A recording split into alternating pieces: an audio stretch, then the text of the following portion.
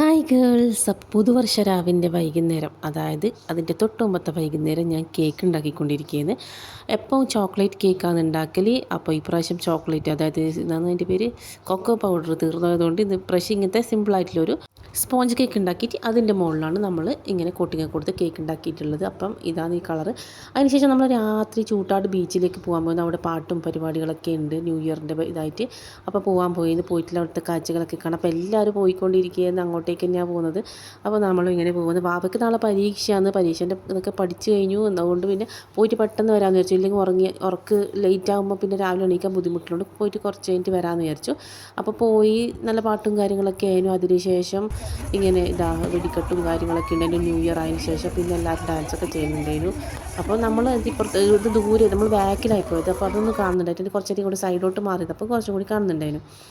അപ്പോൾ അങ്ങനെ കണ്ടതിന് ശേഷം നമ്മൾ വീട്ടിലേക്ക് തിരിച്ച് വരുന്നു. വീട്ടിലേക്ക് തിരിച്ച് വന്നതിന് ശേഷം നമുക്ക് കേക്ക് കട്ട് ചെയ്ത് മധുരം പങ്കിട്ട് ന്യൂ ഇയർ അങ്ങ് തുടങ്ങാമെന്ന് വിചാരിച്ചു. അപ്പോൾ നമ്മൾ മൂന്നാളും കൂടി ഇങ്ങനെ ഇരിക്കുന്നത്. നമ്മൾ കേക്ക് ഭയങ്കര ബ്ലൂ കളർ, പവർ ബ്ലൂ മതി എന്ന് പറഞ്ഞിട്ട് ബ്ലൂ ഡ്രസ്സെല്ലാം ഇടാന്നല്ല പറഞ്ഞത്. പക്ഷേ വന്നപ്പോൾ എല്ലാവരും കൂടി മടിയായി. അതിനുശേഷം അപ്പോൾ ഇല്ല ഡ്രസ്സ് തന്നെ ആ തന്നെ ഇട്ടിട്ട് നമ്മൾ കേക്ക് മുറിച്ചു. അപ്പം ഭയങ്കര തീമൊക്കെ ആക്കാമെന്ന് വിചാരിച്ചാൽ പിന്നെ വാവക്ക് ഉറക്കം വന്ന് മടിയായതുകൊണ്ട് ഇങ്ങനെ തന്നെ കേക്ക് കട്ട് ചെയ്തിട്ട് നമ്മൾ ന്യൂ ഇയർ തുടങ്ങി, പുതിയ വർഷം തുടങ്ങി.